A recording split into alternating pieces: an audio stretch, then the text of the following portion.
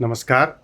आज हम किसी कुंडली के अनुसार विद्या या ज्ञान योग किस प्रकार बनता है इस पर विचार करेंगे। कुंडली के चतुर्थ भाव में यदि शुक्र हो तो जातक गायन विद्या में विशारद होता है। यदि चतुर्थ भाव में बुध हो तो जातक ज्योतिष शास्त्र का विशारद होता है। यदि कुंडली के पांचवें भाव में सूर्य हो या पांचवें घर में राहु और बुध हो तो जातक ज्योतिष में निपुण होता है या विष चिकित्सा करने वाला वैद्य या चतुर डॉक्टर होता है। यदि कुंडली के दूसरे घर में सूर्य और बुध हो तो जातक ज्योतिष शास्त्र में विशारद होता है। और यदि इन दोनों ग्रहों को शनि की दृष्टि पड़ रही हो तो जातक गणित शास्त्र में प्रवीण होता है। यदि कुंडली के दूसरे भाव में सूर्य और मंगल हो तो जातक तर्क शास्त्र का विशारद होता है।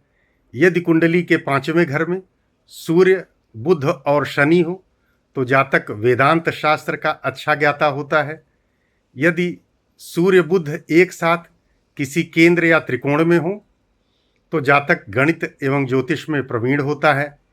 यदि कुंडली के दूसरे घर में शुक्र हो अर्थात दूसरे भाव में शुक्र हो तो जातक काव्य प्रेमी होता है अथवा कवि होता है।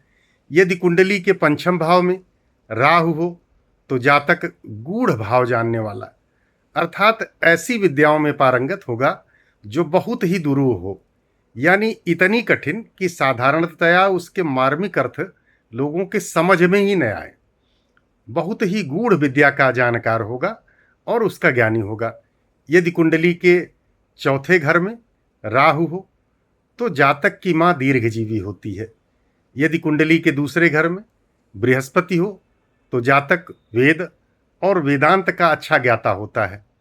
और यदि बृहस्पति कर्क धनु या मीन राशि में हो तो यह अनिवार्य रूप से यह योग बनता है और जातक वेद और वेदांत का अच्छा ज्ञाता होता है और उसे अपने इस ज्ञान से अपनी इस विद्वता से समाज में सभा में अच्छा सम्मान सत्कार मिलता है।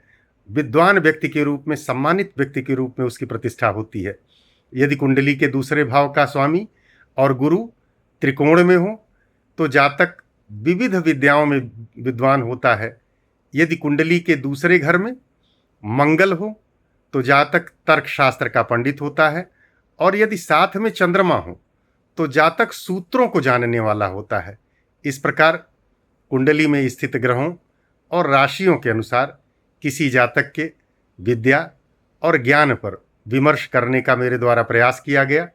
ज्योतिषीय भविष्यवाणियाँ एक मात्र संकेत हैं, यह मार्गदर्शन के लिए हैं और ज्योतिष से प्राप्त संकेत के अनुसार व्यक्ति को उस दिशा में अपना कार्य करना चाहिए और अपने जीवन को बेहतर बनाने के लिए उस दिशा में सक्रिय कदम उठाने चाहिए। बहुत बहुत धन्यवाद।